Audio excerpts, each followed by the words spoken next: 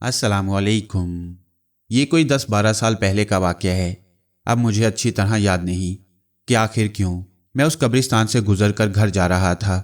रात कुछ ज़्यादा नहीं गुजरी थी, कोई 8 बजे का वक्त होगा। कब्रिस्तान से आमतौर पर लोग कतराते हैं और इससे बचकर गुजरते हैं। शायद उस रात कब्रिस्तान से गुजरने की बुनियादी वजह यह हो कि उस ज़माने में मेरा ख्याल मुर्दों के बारे में ये था कि वो बस मुर्दे होते हैं, मनो मिट्टी के नीचे दबे हुए, और उनमें से बेशतर मुर्दे ऐसे होते हैं जो जिंदगी में किसी को कोई नुकसान नहीं पहुंचाते। फिर वो मरने के बाद जबकि उनकी बोसीदा हड्डियां मिट्टी में मिल जाती हैं, किस तरह किसी को नुकसान पहुंचा सकती हैं। मुझे दूसरों पर हंसी आती कि भला देखो, ये लोग जिंदा इंसानों से तो डरते नहीं जिनकी तबाहकारियों को देखकर शैतान भी उनके शर से पनाह मांगता है, और डरते हैं तो बेचारे मुर्दों से जो अपनी कब्र पर पेशाब करते हुए कुत्ते को भी नहीं भगा सकते। बहरहाल मैं अपने ख्यालों में डूबा सर झुकाए कब्रिस्तान में दाखिल हुआ। जाहिर है वहां बिजली के कुमकुमे नहीं होते, इसलिए शहर में होने के बावजूद रात 8 बजे ही वहां तारीकी छा जाती है। वो शायद नवंबर का महीना था, अगरचे हवा बंद थी, लेकिन इसके बावजूद फिजा में अच्छी खासी खुनकी थी और मैंने गालिबन स्वेटर पहना हुआ था। जिस कब्रिस्तान से मैं गुजर रहा था वो दीगर कब्रिस्तानों की तरह बेतरतीबी से काफी वसी रकबे में फैला हुआ था। कब्रिस्तान में दाखिल होते ही मेरी नजरें एक सफेद पोश आदमी पर पड़ी जो मुझसे आगे सर झुकाए किसी गहरी सोच में डूबा हुआ था। आहिस्ता आहिस्ता उसी तरफ जा रहा था जिस तरफ मेरा रुख था। उसे देखकर मुझे एक लम्हे के लिए हैरत हुई। मेरा ख्याल था कि एक मैं ही इस शहर में इतना निडर हूं जो बेधड़क रात के वक्त तनो तनहा कब्रिस्तान से गुजर सकता हूं। दूसरे लम्हे मैं उस शख्स को भूलकर अपने ख्यालों में डूब गया। वो शख्स गालिबन बहुत ही आहिस्ता चल रहा था, क्योंकि मैं चंद मिनट में उसके बराबर पहुंच गया। मेरे होंठों में सिगरेट दबी हुई थी और इसी सिगरेट को देखकर वो अजनबी मेरी तरफ मुतवज्जा हुआ। आपके पास माचिस होगी? उसने गला साफ करते हुए कहा। उसकी आवाज़ बैठी हुई थी जैसे उसे जुकाम की शिकायत हो। मैं अपने ख्यालों से चौंक कर उसकी तरफ मुतवज्जा हुआ। जब मुझे उसकी दरख्वास्त का ख्याल आया तो मैंने सर को आहिस्ता से जुम्बिश दी और माचिस की डिबिया जेब से निकालकर उसकी तरफ बढ़ाई। शुक्रिया। अजनबी ने माचिस की डिबिया लेकर उसे 2-3 मरतबा उलट पलट कर गौर से देखा और फिर मुझसे कहा, सिगरेट भी होगी? अब मैंने गौर से उसे देखा। वो दुबला पतला और लंबे कद का मालिक था। उसके चेहरे की हड्डियां उभरी हुई थीं। उसके जिस्म पर सफ़ेद सूती लिबास था। चेहरे से ऐसा मालूम होता जैसे उसने कभी अपनी जिंदगी में मुसर्रतों की शक्ल ना देखी हो। खैर, ये बात तो उसके सिगरेट मांगने से भी जाहिर थी। यहाँ मैं ये बता दूं कि उस रात आसमान साफ था और पूरा चांद निकला हुआ था, जिसकी रोशनी में कब्रिस्तान बेहद पुरस्रार नजर आ रहा था। कब्रिस्तान के इस पुरस्रार माहौल का मुझ पर तो खैर क्या असर होता। मैंने गौर से उस अजनबी को इसलिए देखा था कि मुझे ऐसे लोगों से सख्त नफरत थी जो भीख मांगने के नए तरीकों पर अमल करते हैं। मैं ज़ाती तौर पर भीख मांगने वालों के सिलसिले में कदामत पसंद वाक़या हुआ हूँ। ये बात भी नहीं थी कि फितरी तौर पर कंजूस हूँ, नहीं। अगर वो अजनबी शराफत से मुझसे पहले सिगरेट मांगता और फिर माचिस, तो मुझे कोई एतराज़ न होता। मैं उसे फ़ौरन सिगरेट दे देता, क्योंकि मुझे मालूम है कि जब सिगरेट की तलब हो रही हो और जेब में सिगरेट ना हो तो क्या हालत होती है। जब सिगरेट पीने का शौक है तो जेब में सिगरेट क्यों नहीं रखते। मैंने तुर्श लहजे में उससे कहा, मेरा नाम हशमत है। अजनबी ने बेतुके अंदाज में जवाब दिया। फिर मैं क्या करूं? मुझे मरे हुए 3 साल गुजर चुके हैं, उसने कहा। खूब। मैंने गहरा सांस लिया। ये कोई आला दर्जे का ड्रामेबाज नजर आता है, मैंने सोचा। कब्रिस्तान और इसके पुरस्रार माहौल को मद्देनजर रखते हुए ये मुझे खौफजदा करना चाहता है। इसका ख्याल है कि मैं भी एक आम किस्म का डरपोक इंसान हूँ। शायद इसके इरादे लंबे मालूम होते हैं। मैंने गौर से उसका एक मर्तबा फिर जायजा लिया। मैं सिर्फ ये अंदाजा लगा रहा था कि कितने घुंसों में उसका हुलिया बिगाड़ा जा सकता है। फिर मैं क्या करूं?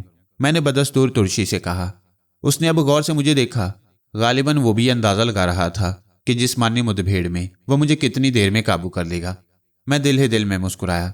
मुझे मालूम था कि उसे खासी मायूसी हुई होगी, क्योंकि मेरा कद 5 फुट 10 इंच और वजन 175 पाउंड था। इसके अलावा मुझे कसरत का भी शौक था। अक्सर खेलों में भी हिस्सा लेता रहता। इसलिए मैं ना सिर्फ मजबूत और गट्ठे हुए जिस्म का मालिक था, बल्कि फुर्तीला भी था। मैं आपसे कह रहा हूं कि मुझे मरे हुए 3 साल गुजर चुके हैं, और चूंकि मैं दुनियावी कानून के मुताबिक मुर्दा हूं, इसलिए ना तो मैं कमा सकता हूं, ना मेरे पास दुनियावी रकम आ सकती है, और ना मैं सिगरेट खरीद सकता हूं। उसने अपनी बैठी हुई आवाज में कहा, अगर तुम वाकई मुर्दा हो और तुम्हें मरे हुए 3 साल गुजर चुके हैं, तो दूसरी दुनिया के कानून के मुताबिक जहां से अब तुम्हारा ताल्लुक है तुम्हें सिगरेट नहीं पीना चाहिए, मैंने एतराज़ किया। मेरा एतराज़ बस यूं ही था, मैं इस सूरत हाल से लुत्फ़ अंदोज़ हो रहा था। इससे मेरे दो मकसद थे, एक तो इस बात का इजहार करना कि मैं डरपोक इंसान ही, और बेहतर है कि वो मुझ पर अपना आर्ट ना आजमाए, इन तिलों से तेल नहीं निकलेगा। दूसरी वजह यह थी कि मैं बोरियत के लम्हात ऐसी किसी दिलचस्प गुफ्तगू में काटना ज़्यादा पसंद करता हूँ। उस अजनबी ने जिसने अपना नाम हशमत बताया गौर से मेरी आंखों में देखा। मुझे ये कहने में कोई यार नहीं कि उससे नजरें मिलते ही मेरी रीढ़ की हड्डी में एक सर्द सी लहर दौड़ गई। शायद इसकी वजह यह हो कि उसकी आंखें बेहद सर्द और खाली खाली सी थीं। उनमें जिंदगी की कोई रिमक नजर नहीं आती थी। मुमकिन है इस एहसास की वजह कब्रिस्तान का पुरस्रार माहौल हो, या कब्रिस्तान पर फैली हुई पुरस्रार चांदनी।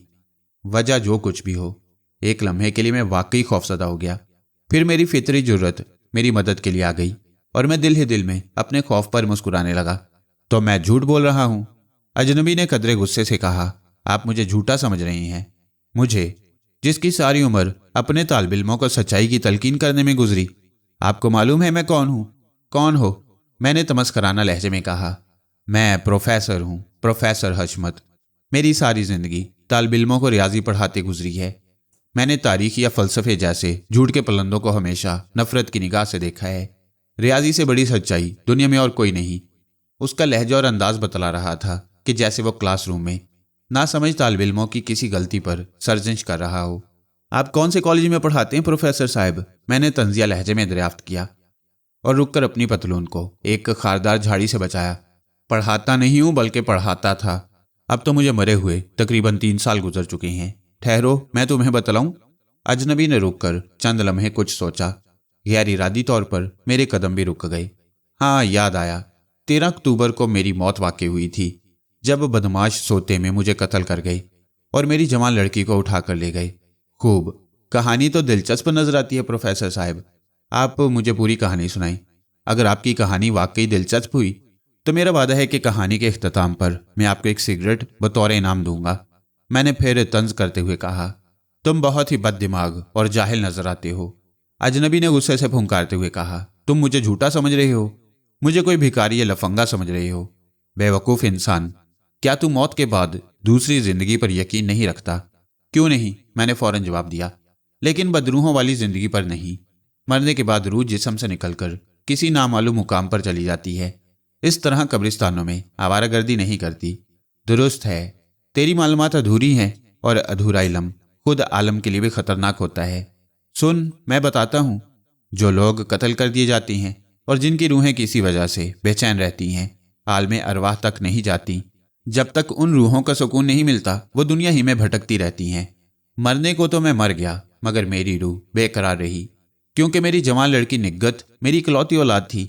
जब वो 12 साल की थी तो उसकी माँ मर गई और उसके बाद मैंने ही माँ बनकर उसकी परवरिश की, उसे तालीम के जेवर से आरास्ता किया। मेरे मरने के बाद मेरी बच्ची इस दुनिया में तन्हा रह गई और मेरी रूह ये सोच सोच कर बेकरार रहती है कि मेरी बच्ची का उन बदमाशों के हाथों क्या हशर हुआ। अफसोस, मुझे आज तक अपनी बच्ची के बारे में कुछ मालूम ना हो सका। ना जाने क्यों बेसाख्ता मेरे मुंह से कह कहा निकल गया। शायद इसलिए कि ये तमाम बातें उस शख्स ने बेहद संजीदगी से कही थीं, इस तरह जैसे खुद उसे अपने कहे हुए एक एक लफ्ज पर यकीन हो। मुझे मालूम था कि वो मुझे बेवकूफ़ बनाते बनाते खुद बेवकूफ़ बनने लगा है। मेरा हंसना गजब हो गया। अजनबी ने पलट कर मुझे देखा। उसकी बेनूर आंखों से शरारे से निकल रहे थे। बस करो बड़े मियाँ, एक सिगरेट के लिए तुम बड़ी मेहनत कर रहे हो। मुझे तुम पर तरस आ रहा है। ये लो सिगरेट और अब मेरी जान छोड़ो, मैंने हंसते हुए कहा और जेब में हाथ डालकर सिगरेट का पैकेट बाहर निकाला। मुझे उम्मीद थी कि वो शख्स मुझसे सिगरेट लेकर मेरी जान छोड़ देगा, लेकिन नहीं। मेरा ख्याल गलत साबित हुआ। तू मुझे झूठा समझता है। तेरा ख्याल है कि मैं ये सारी बकवास एक सिगरेट हासिल करने के लिए कर रहा हूँ। हालांकि मुझे वाकई सिगरेट की ज़रूरत नहीं, क्योंकि रूहें सिगरेट नहीं पीती। मैंने तुम्हें सिगरेट पीता हुआ देखकर लाशऊरी तौर पर तुमसे सिगरेट मांगी। तुम समझ रहे हो कि यह सारा बखेड़ा मैंने सिगरेट के लिए किया और मैं मुर्दा नहीं। मुझे मरे हुए 3 साल नहीं हुए हैं। क्यों, है ना यही बात? बेशक, मैंने साफ गोई से काम लेते हुए जवाब दिया। अगर मैं तुझे अपनी कब्र दिखा दूं, क्या तब तुझे मेरे मुर्दा होने का यकीन आ जाएगा? प्रोफेसर हशमत ने कहा। नहीं। क्यों? आखिर क्यों? प्रोफेसर ने चिल्लाते हुए कहा। इसलिए कि यहाँ लातादाद कब्रें हैं। तुम किसी भी कब्र की तरफ इशारा करके कह सकते हो कि ये तुम्हारी कब्र है। मैंने इत्मीनान से जवाब दिया। मेरे इस्तदलाल ने अजनबी को कायल कर दिया। वो चंद लम्हे सर झुकाए गौर करता रहा और मैं दिलचस्पी से उसे देखता रहा कि देखो अब प्रोफेसर साहब अपने थैले में से कौन सी नई बिल्ली निकालती हैं। इधर आओ मेरे साथ। अजनबी ने मेरा हाथ पकड़कर मुझे एक तरफ खींचा। उसका हाथ बर्फ की तरह सर्द था। मुझे इस पर बिल्कुल ताज्जुब ना हुआ। मेरी जगह कोई दूसरा होता तो यकीनन डर जाता, लेकिन मुझे मालूम है कि जिनके जिस्म में खून नहीं होता उनके हाथ गर्मियों में भी सर्द होती हैं, और फिर वो तो सर्दी ही का मौसम था। अजनबी का दुबला पतला जिस्म देखते हुए मुझे यकीन था कि इसे कभी एक वक्त भी पेट भरकर खाना नहीं मिलता होगा, फिर खून कहाँ से आएगा। उम्र रसीदा होने के बायस यह बिल्कुल फितरी अमर था कि सर्दी में उसका हाथ सर्द हो। छोड़ दो मेरा हाथ। मैंने उसका हाथ झटक दिया। सिगरेट लो और अपना रास्ता नापो। नहीं, हरगिज नहीं, मुझे सिगरेट की जरूरत नहीं। मैं अब तुम्हें यकीन दिलाऊंगा कि मैं मुर्दा हूं। मुझे मरे हुए 3 साल गुजर चुके हैं। मैं उस शख्स को कभी मुआफ नहीं कर सकता जो मुझे झूठा समझता हो। आओ मैं तुम्हें अपनी कब्र दिखाऊं। मैं कोई कब्र देखना नहीं चाहता, मुझे देर हो रही है, मैंने खुश्क लहजे में कहा। तो तुम्हें यकीन नहीं है कि मैं मुर्दा हूं? अब छोड़ो ना बड़े मियाँ, मैंने बोर होते हुए कहा। मैं झूठ बोल रहा हूं। हाँ तुम झूठ बोल रहे हो। मुझे भी गुस्सा आ गया। मैं झूठा हूं? हाँ तुम झूठे हो। मैं तुम्हें कभी मुआफ नहीं करूंगा, कभी नहीं। जहन्नुम में जाओ, मत माफ करो। तुम्हें अपने लफ्जों की भारी कीमत अदा करनी पड़ेगी लड़के। मारे गुस्से के अजनबी के मुंह से झाग निकलने लगे। मेरा दिल चाहा कि उसके मुंह पर जोरदार थप्पड़ लगाऊं, लेकिन वो उम्र में मुझसे बड़ा था और मैं हमेशा से अपने बड़ों का एहतराम करते आया हूं। मैंने अपने गुस्से को जब्त किया और मुड़कर लंबे लंबे कदम उठाता हुआ अपने रास्ते पर चलने लगा।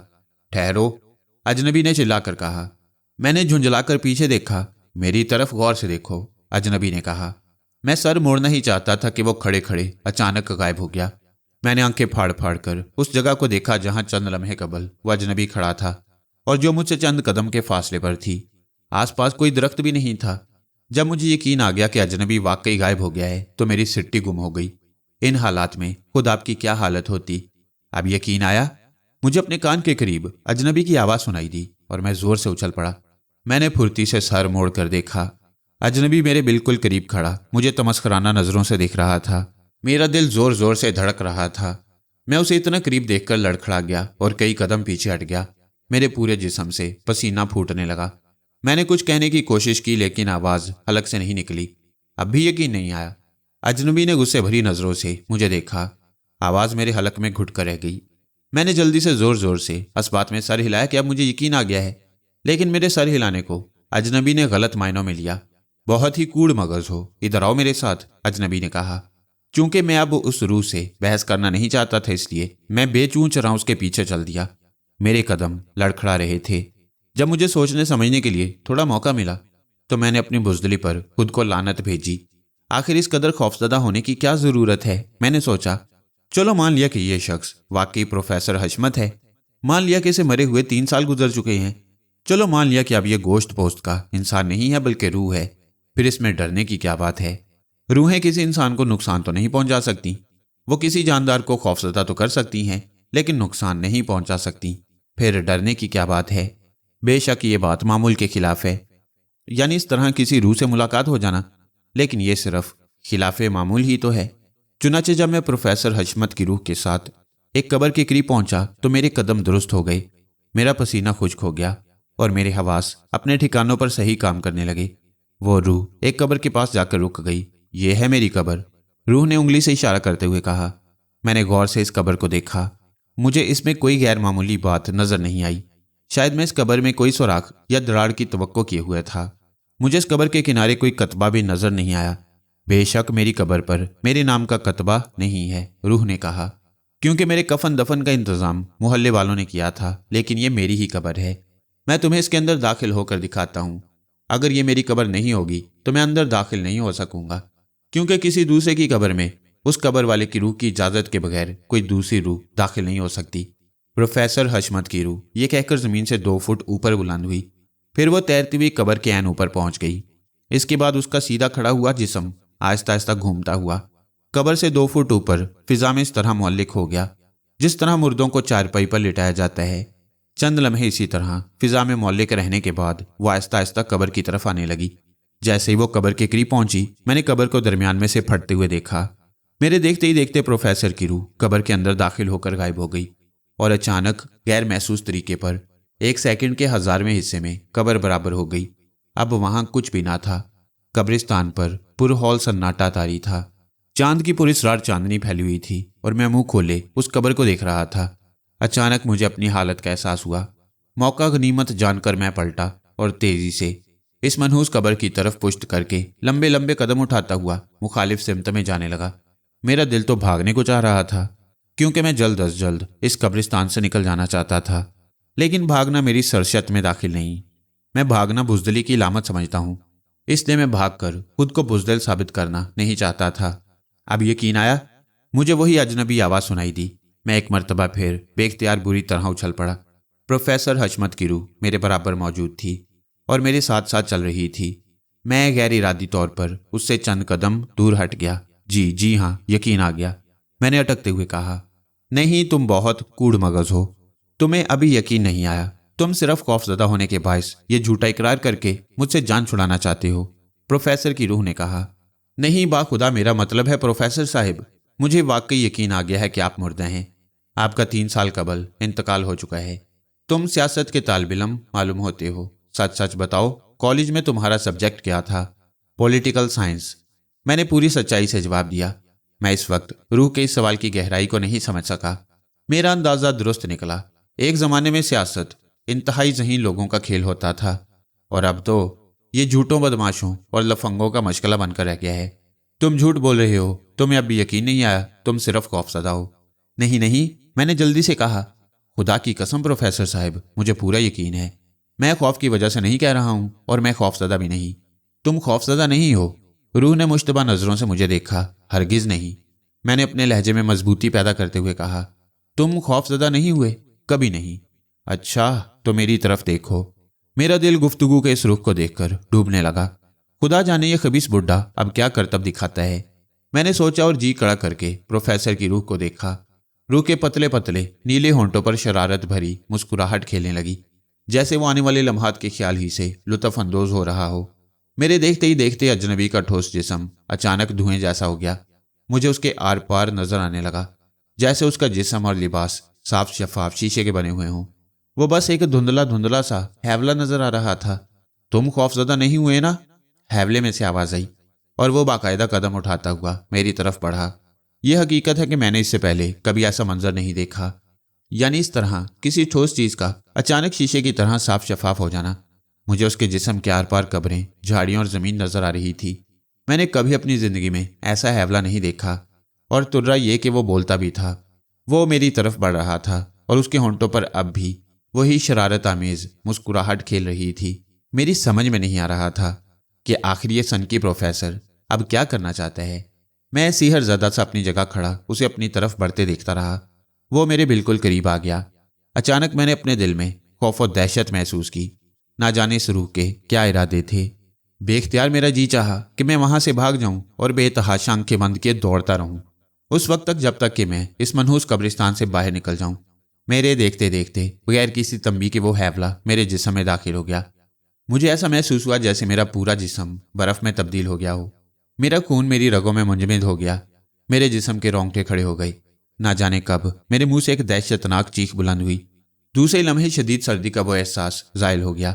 जी हाँ, बूढ़ा मेरे जिस्म के अंदर से गुजर चुका था, और मुझे अपनी पुश्त पर बेतहासा हंसने की आवाज़ें सुनाई दी। प्रोफेसर की रूह पेट पकड़े इस तरह हंसी से लोटपोट हो रही थी, जैसे मेरी दहशतनाक चीख ना हो, कोई ज़बरदस्त लतीफ़ा हो। मेरी आंखों के सामने अंधेरा छा गया।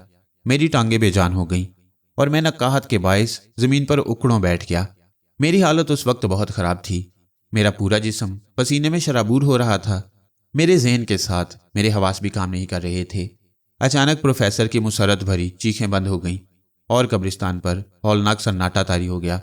चंद लम्हों बाद मैंने एक बिल्ली के गुर्राने की आवाज़ सुनी, और दूसरे लम्हे वो स्याह बिल्ली झपट कर गुर्राती हुई मेरी टांगों में घुस गई। एक ज़बरदस्त चीख के साथ मैं उछलकर पीछे हटा, इस तरह कि मेरी दोनों टांगें फिजा में बुलंद थीं और मेरी कोहनियाँ कंकरीली ज़मीन पर टिकी हुई थी। वो स्याह बिल्ला मुझसे चंद फुट के फासले पर खड़ा अपनी खौफनाक नज़रों से मुझे देखता रहा। फिर पलक झपकते ही बिल्ले की जगह प्रोफेसर की रूह खड़ी थी। वो दोबारा पेट पकड़कर हंसने लगा, बल्कि हंसी से लौटपोट हो गया। हंसी की शिद्दत से उसकी आंखों में आंसू आ गए। जिन्हें वो अपनी आस्तीन से खुश्क करने लगा। मैं इंतहाई बेबसी के आलम में जमीन पर पड़ा उसे देखता रहा। फिर मैं आहिस्ता आहिस्ता सीधा होकर दोबारा उकड़ों बैठ गया और घुटनों में अपना मुंह छुपा लिया। अब यकीन आया। कुछ देर बाद मुझे प्रोफेसर की संजीदा आवाज़ सुनाई दी।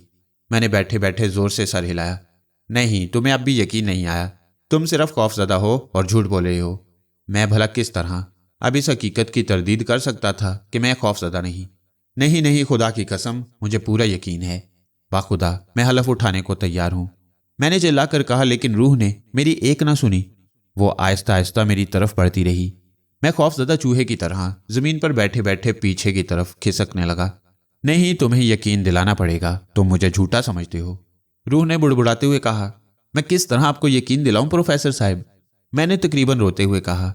मैं हर कसम खाने को तैयार हूं। आपको खुदा का वास्ता मेरे करीब मत आइए। आह, मेरा ख्याल दुरुस्त था, तुम सिर्फ खौफजदा हो। वल्लाह, तुम जैसा अड़ियल गधा आज तक मेरी नज़र से नहीं गुजरा।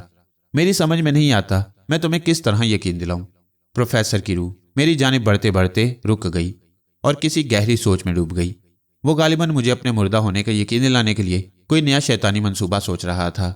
मुझ में इतनी हिम्मत नहीं थी कि मैं नए मंसूबे को छोड़कर पुराने मंसूबे ही का दोबारा सामना कर सकता। उसे ख्यालों में डूबा देखकर मैं अचानक जस्त लगाकर खड़ा हो गया और इसके बाद मेरे पैरों में गोया पर लग गए। मैं आंखें बंद किए कब्रों से टकराता, झाड़ियों से उलझता, लुढ़कता और फिसलता हुआ बेतहाशा दौड़ता रहा।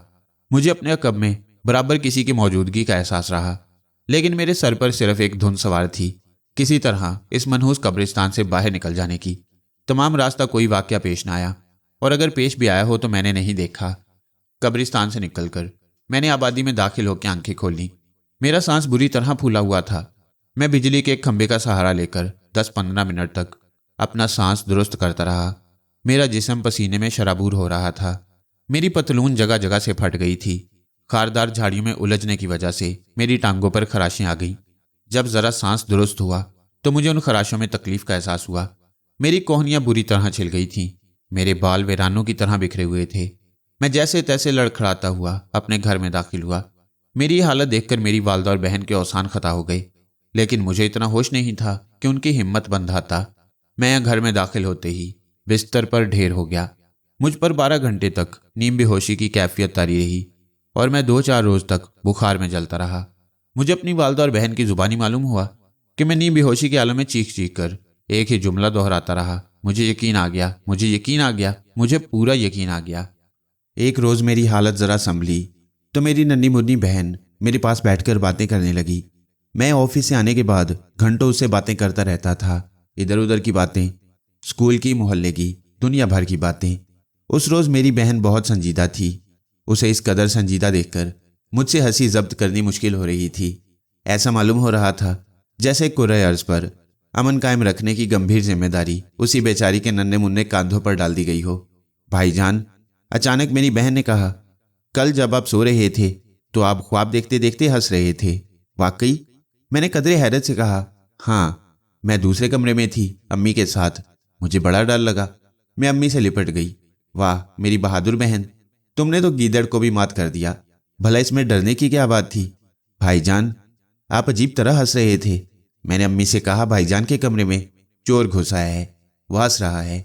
अम्मी ने कहा, नहीं वहाँ कोई नहीं है, तुम्हारे भाईजान ख्वाब में हंस रहे हैं। मैंने आपके कमरे में झांक कर देखा, आप सो रहे थे, कमरे में चोर नहीं था। मुझे बड़ा डर लगा। ये सुनकर मेरे कान खड़े हुए। मैं किस तरह हंस रहा था बानो? मैंने पूछा। मैं बता नहीं सकती भाईजान, बड़ी अजीब आवाज़ में। आप क्यों इस तरह हंस रहे थे? सच, मुझे बहुत डर लग रहा था। आप ऐसे ना हंसा करें। नहीं बानो, अब मैं ऐसे नहीं हंसूंगा। देखो, शायद अम्मी बुला रही हैं। मैंने उसे टालते हुए कहा, दरअसल मैं कुछ सोचना चाहता था, लेकिन कुछ सोचने की नौबत नहीं आई। चंद मिनट बाद मेरे अंदेशों की तस्दीक हो गई। आप दवा पी लीजिएगा, टाइम हो गया है। मेरी बहन ने चलते चलते मुझे याद दिलाया। ज़रूर, फिक्र न करो।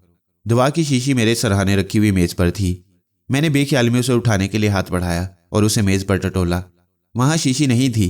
मैंने पलटकर मेज़ की तरफ देखा। शीशी वाकई मौजूद नहीं थी। सिर्फ एक प्याली पानी का गिलास और गोलियों की पुड़िया रखी हुई थी। मुझे बड़ी हैरत हुई, क्योंकि अभी चंद लम्हे पेशतर मैंने दवा की शीशी वहाँ देखी थी। अभी मैं हैरानी हो रहा था कि मैंने कंखार कर गला साफ करने की आवाज़ सुनी और फिर دوا حاضر ہے سرکار۔ میرے سر سے 3 فٹ اوپر اور 4 فٹ دور فضا میں پروفیسر کی منحوس آواز گونجی۔ آواز سے تمسکر عیاں تھا۔ میں سمجھ گیا کہ دوا کی شیشی غائب کرنے کا کارنامہ پروفیسر مرحوم کا ہے۔ میں نے پلٹ کر دیکھا۔ فضا میں صرف کوہنیوں تک ایک ہاتھ معلق تھا، اس ہاتھ کے علاوہ اور کچھ نہیں تھا، اور اس ہاتھ نے میری دوا کی شیشی پکڑی ہوئی تھی۔ ذرا تصوراتی نظروں سے دیکھیں۔ ایک ہاتھ فضا میں بغیر کسی سہارے کے معلق تھا۔ وہ ہاتھ پنجے سے شروع ہو کر کوہنیوں پر ختم ہو رہا تھا، اور بس اچانک میری ننھی بہن کمرے میں داخل ہوئی۔ میں نے گھبرا کر اسے دیکھا۔ اس نے کچھ کہنے کے لیے منہ کھولا ہی تھا کہ اس کی نظر فضا میں معلق ہاتھ پر پڑی۔ بھائی جان! میری بہن کے منہ سے ایک طویل چیخ نکلی اور وہ لہرا کر فرش پر گر پڑی۔ میں نے شدید غصے کے عالم میں اس ہاتھ کو دیکھا۔ وہاں اب پروفیسر مرحوم کا پورا وجود موجود تھا۔ اس کے چہرے پر ایک شیطانی مسکراہٹ رقصاں تھی، اور اس نے بدستور دوا کی شیشی ہاتھ میں پکڑی ہوئی تھی۔ اس کی آنکھیں میرا مذاق اڑا رہی تھیں۔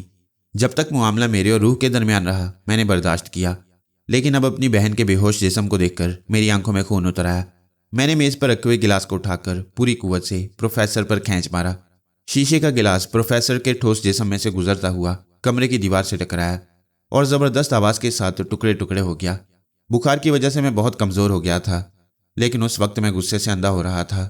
میں اچھل کر بستر پر کھڑا ہو گیا۔ میرا ارادہ دونوں ہاتھوں سے گلا گھونٹ کر پروفیسر کو مارنے کا تھا۔ مجھے ایک لمحے کے لیے بھی یہ خیال نہیں آیا کہ وہ تو پہلے ہی مردہ ہے۔ اسے مرے ہوئے 3 سال گزر چکے ہیں اور میرے سامنے اس کی روح ہے۔ میں نے روح پر چھلانگ لگائی اور جیسے ہی میرا جسم روح سے ٹکرایا، یا یوں کہنا زیادہ بہتر ہوگا کہ روح میرے جسم میں مدغم ہو گئی، مجھے ایک زبردست جھٹکا لگا۔ وہ جھٹکا بجلی جیسا نہیں تھا، وہ جھٹکا کسی چیز سے ٹکرانے کا بھی نہیں تھا، بس وہ اس قسم کا جھٹکا تھا جیسے آگ سے تپتے ہوئے سرخ فولاد کو برف جیسے سرد پانی میں ڈال دیا جائے۔ چند لمحوں کے لیے مجھ پر سکتہ طاری ہو گیا۔ فوراً ہی ایک خیال نے مجھے دہشت زدہ کر دیا، کہیں مجھ پر فالج تو نہیں گر گیا، لیکن نہیں۔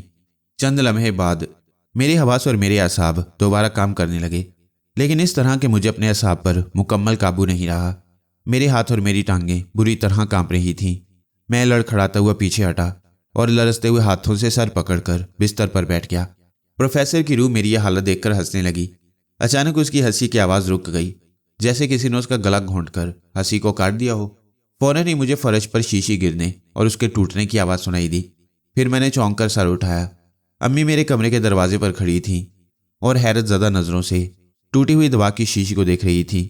پھر انہوں نے مجھے دیکھا اور اس کے بعد وہ فرش پر بیٹھ کر میری بے ہوش ننھی سی بہن کو اٹھانے لگیں۔ میں لرزتی ہوئی ٹانگوں سے اٹھا اور امی کی مدد کرنے لگا۔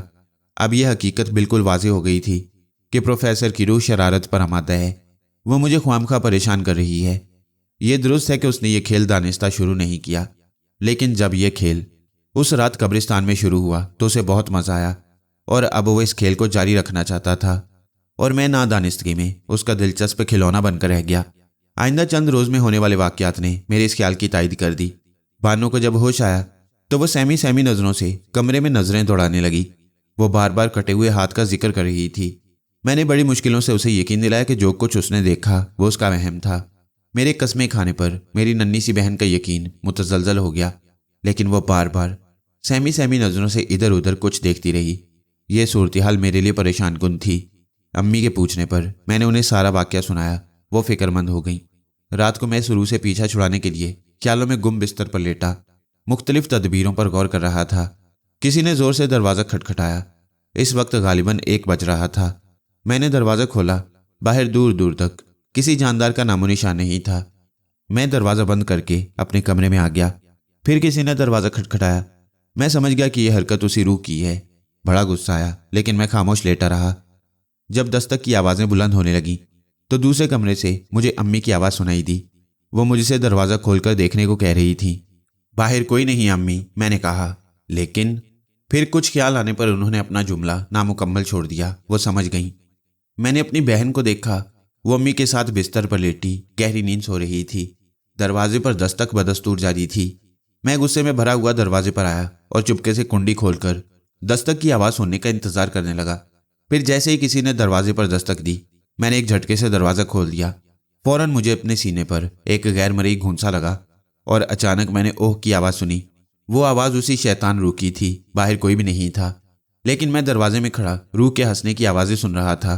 सुनिए प्रोफेसर साहब, मैंने अचानक अपने दिफा का अंदाज बदलते हुए बड़ी लाचारगी से खला को मुखातिब करते हुए कहा, अगर आप ज़रा भी शरीफ हैं, जैसा कि मुझे यकीन है, तो आप इस मामले को मेरी ज़ात तक महदूद रखें।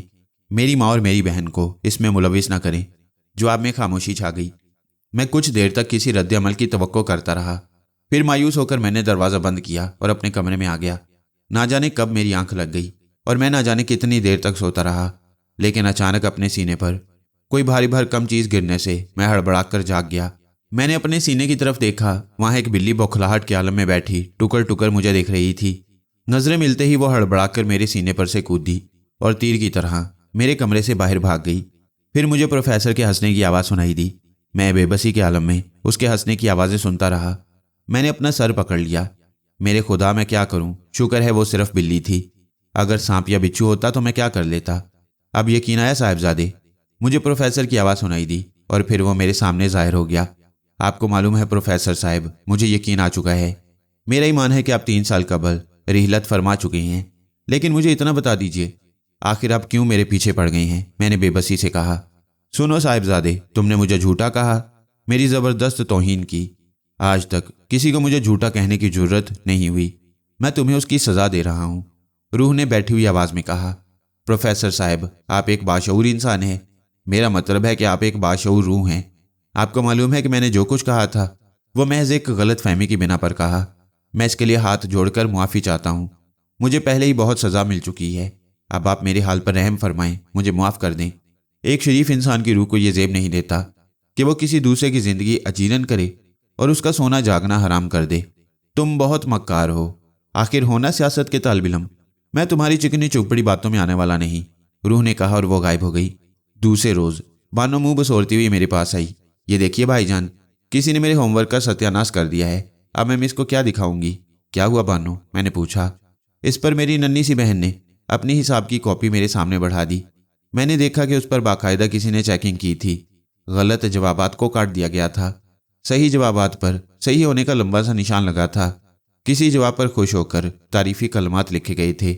मैंने 2 घंटे में ये सवाल हल किए थे। अब मैं कैसे स्कूल जाऊं? मैं सर पकड़कर बैठ गया। फिर मैंने एक माजरती खत उसकी उस्तानी के नाम लिखा कि किसी ने बानो की हिसाब की कॉपी में शरारतन ये निशानात लगा दिए हैं। इसमें इसका कोई कसूर नहीं। इस मर्तबा मुआफ़ कर दिया जाए, आइंदा ऐसा नहीं होगा। वो बेचारी बसोरती हुई स्कूल चली गई। मैं दोपहर को खाना खा रहा था। अभी पहले ही निवाला उठाया था और उसे मुंह में रखना चाहता था कि निवाला मेरे हाथ से निकलकर फिजा में मौलिक हो गया। चंद लम्हे इसी तरह मौलिक रहने के बाद वो मेरी तरफ इस तेज़ी से आया जिस तरह कोई पत्थर खींच कर मारता है। मैं झुकाई देकर इस बार से बच गया। फिर मुझे हंसी की वही मनहूस आवाज़ सुनाई दी। मेरा खून खौल गया, लेकिन मैं कर भी क्या सकता था। खाना खा के मैं पानी पी रहा था। गिलास मेरे मुंह से लगा हुआ था कि अचानक किसी ने नीचे से ढोका दिया और सारा पानी मेरे कपड़ों पर गिर गया। मैं सब्र शुक्र के साथ कपड़े झाड़ता हुआ खड़ा हो गया। अचानक मुझे अम्मी की दबी दबी चीखों की आवाज़ सुनाई दी। मैं दौड़ता हुआ बावर्ची खाने में गया। सूरत हाल ये थी कि अम्मी हमन्नक सी बनी बैठी थी। उनकी आंखें हैरत से फैली हुई थीं और वो खौफजदा नज़रों से अंगीठी को देख रही थी। अंगीठी पर तवा रखा हुआ था, तवे पर रोटी फैली हुई थी और अंगीठी फिजा में तैर रही थी। ज़ाहिर है तवे के नीचे दहकते हुए अंगारे थे। मैं अम्मी का हाथ पकड़कर उन्हें खींचता हुआ बावर्ची खाने से बाहर ले आया। फिर मुझे फर्श पर अंगीठी गिरने का धमाका सुनाई दिया और चंद लम्हों बाद वही मुसरत भरी मकरू चीखें। यह सिलसिला मज़ीद 2 रोज़ तक जारी रहा। मेरी तमाम दिफाई तदबीरें, मेरी तमाम दरख्वास्तें, मेरे तमाम जवाबी हमले नाकाम हो चुके थे।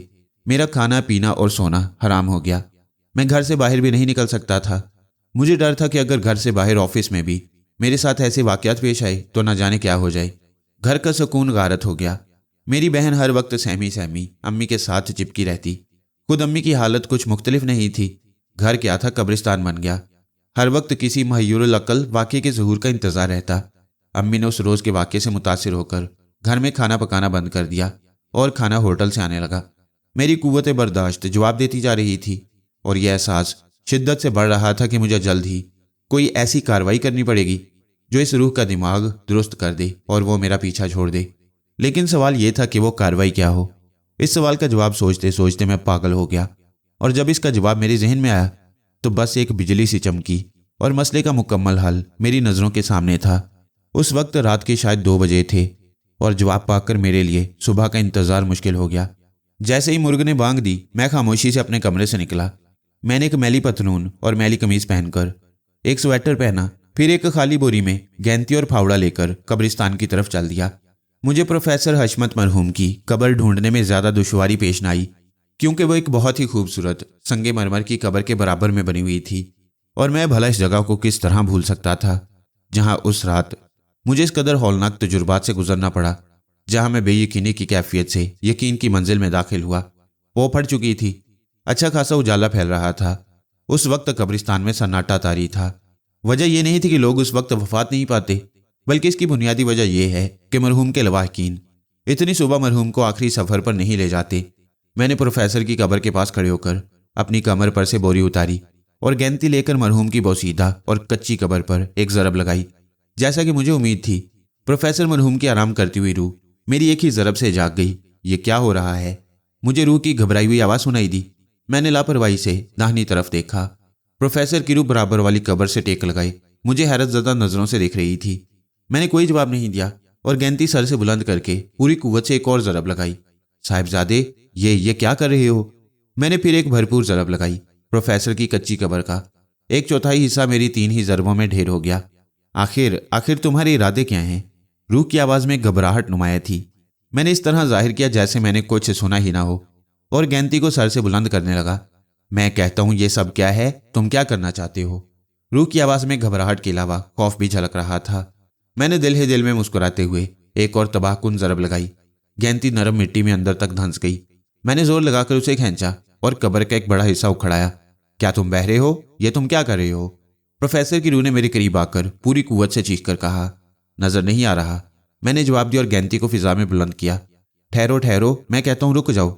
क्या बात है? क्यों कान खा रहे हो? मैंने कान के करीब हाथ हिलाते हुए पूछा। मेरे अजीज, ये बताओ तुम क्या करना चाहते हो?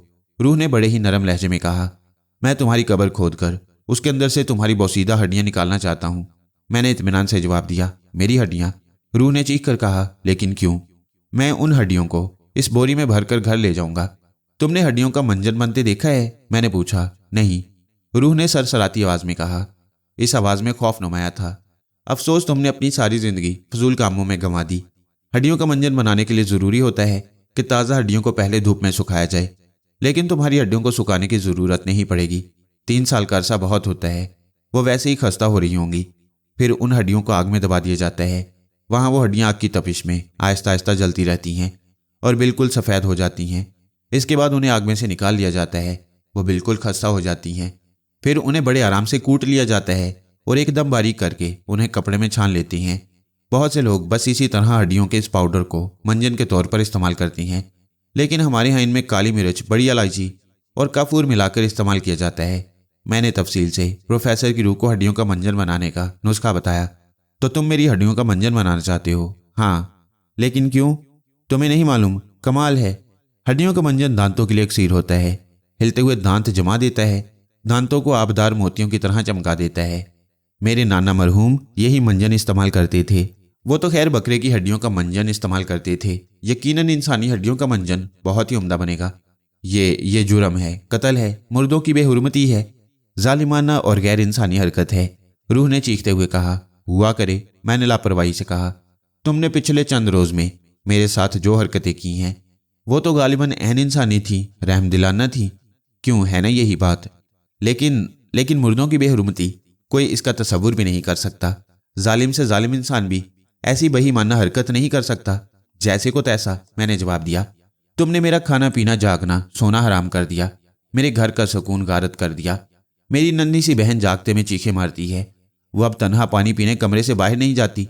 मेरी माँ ने डरकर खाना पकाना बंद कर दिया। ये है मेरा इंतकाम, मैंने दांत पीसते हुए कहा, और गैंती सर से बुलंद करके एक जोरदार ज़रब लगाई। गैंती के कब्र पर पड़ते ही रूह के मुंह से एक हल्की सी कराह निकली। रुक जा जालिम, ये क्या कर रहा है? रूह ने कराते हुए कहा। मैं भी देखता हूं अब तुम्हें कैसे सुकून मिलेगा। जिस तरह तुमने मेरा सुकून गारत किया है, मैं भी तुम्हें तबाह कर दूंगा। तुम्हारी हड्डियों का मंजन बनाऊंगा। तुम्हारी कब्र को मिस्मार करके आज रात एक कुत्ते की लाश इसके अंदर डाल दूंगा। फिर तुम हमेशा सुकून तलाश करते रहोगे और ता क़यामत बेचैन रहोगे। तुम किसी दूसरी कब्र में भी दाखिल नहीं हो सकते। कोई भी दूसरा मुर्दा तुम्हें अपनी कब्र में आने की इजाज़त नहीं देगा। आखिर एक कब्र में जगह ही कितनी होती है जो वो तुमको अपनी कब्र में मेहमान बनाकर ठहरा ले, और मेहमान भी कितने रोज का, क़यामत तक का। मैंने अपने अल्फाज का रद्द अमल प्रोफेसर की रूह पर देखने की कोशिश की। उसका चेहरा किसी मुर्दे की तरह सफ़ेद हो रहा था। मैंने उसके मुस्तकबिल का जो खाका खींचा था उसने उसे दहशत ज़दा कर दिया। मैंने पलटकर फिर गेंती उठाई और सर से बुलंद की, सुनो सुनो लड़के, खुदा के लिए रुक जाओ, मुझ पर रहम करो। रूह ने गिड़गिड़ा कर कहा, रहम? और तुम पर? मैंने बड़े तन से कहा, नहीं, तुम रहम के काबिल नहीं हो। देखो लड़के, देखो, मेरी बुजुर्गी का ख्याल करो। मैं अपनी हरकतों पर नादिम हूँ। मैं तुमसे मुआफ़ी मांग रहा हूँ। मुझे मुआफ़ कर दो, तुम बहुत रहमदिल हो। वाकई मैंने तुम पर बहुत जुल्म किया, मुझे मुआफ़ कर दो।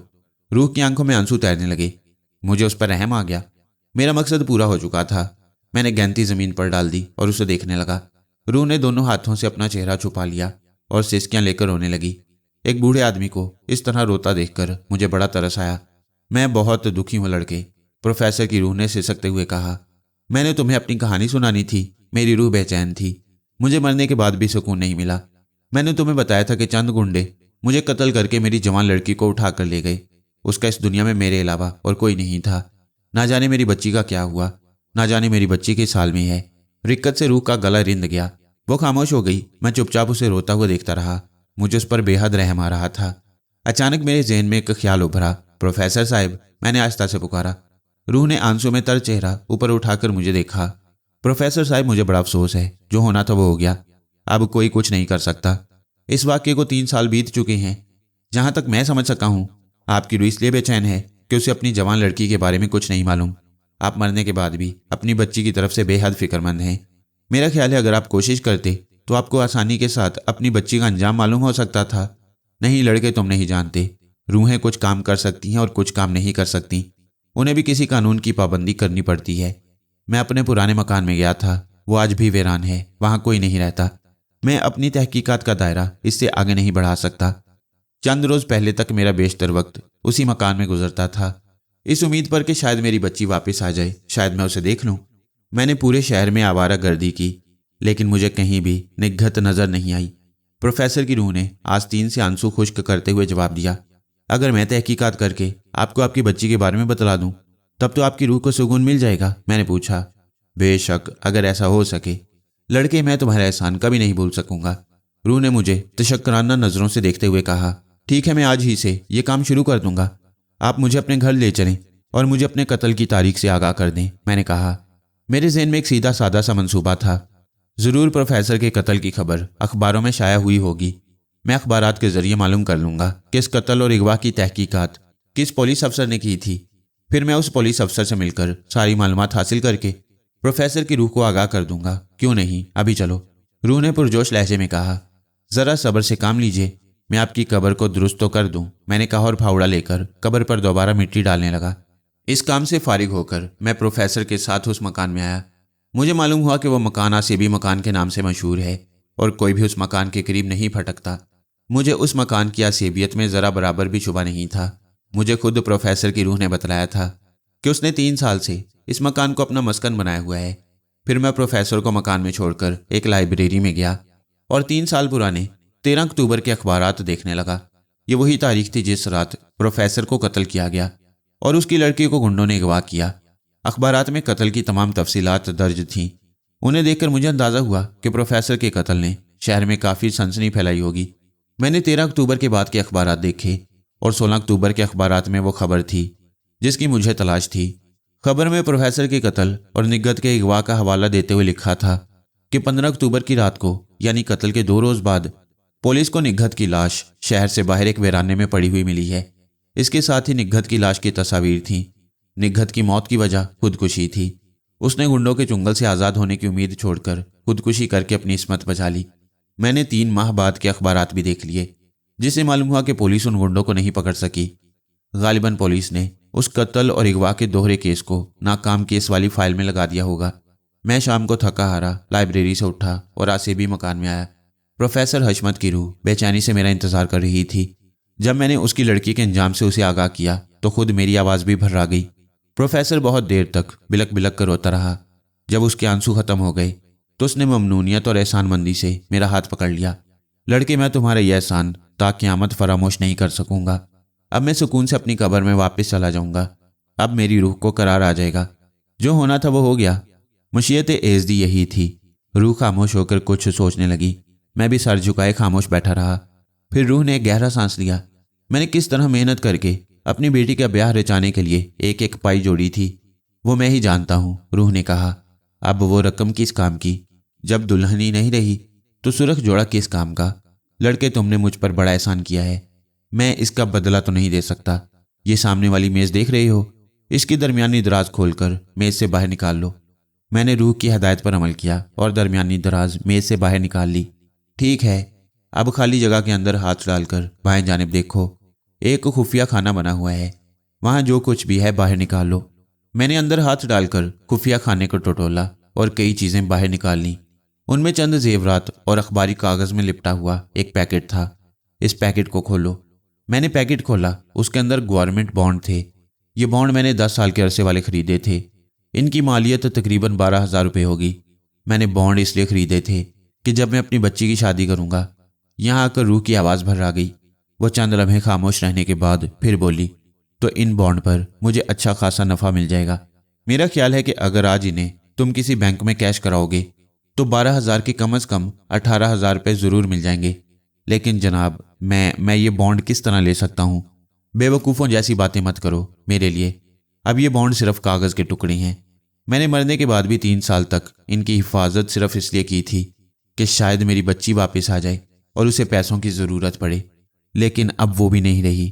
اب ہماری ملاقات اوپر ہی ہوگی۔ میرے لیے ان کا کوئی مصرف نہیں۔ میں نے تمہاری ننھی سی بہن کو بڑا پریشان کیا ہے، بڑی پیاری بچی ہے۔ میں یہ چند بانڈ اور یہ چند زیورات تمہیں نہیں دے رہا ہوں، بانو کو تحفتاً دے رہا ہوں۔ جب تم اس کی شادی کرو تو یہ سب میری طرف سے اسے پیش کر دینا۔ ہاں، اپنی امی سے بھی میری طرف سے معافی مانگ لینا۔ میں خود جا کر ان سے معافی مانگتا، لیکن مجھے اپنی بچی سے ملنے کی بہت جلدی ہے۔ اب مجھ سے برداشت نہیں ہو رہا۔ میں جا رہا ہوں۔ میں تمہیں ہمیشہ یاد رکھوں گا لڑکے۔ کبھی کبھی میری قبر پر فاتحہ پڑھ دیا کرنا۔ خدا حافظ۔ اور میں ڈبڈبائی آنکھوں سے ہاتھوں میں بانڈوں کا پیکٹ لیے پروفیسر حشمت مرحوم کی روح کو فضا میں تحلیل ہوتے دیکھتا رہا۔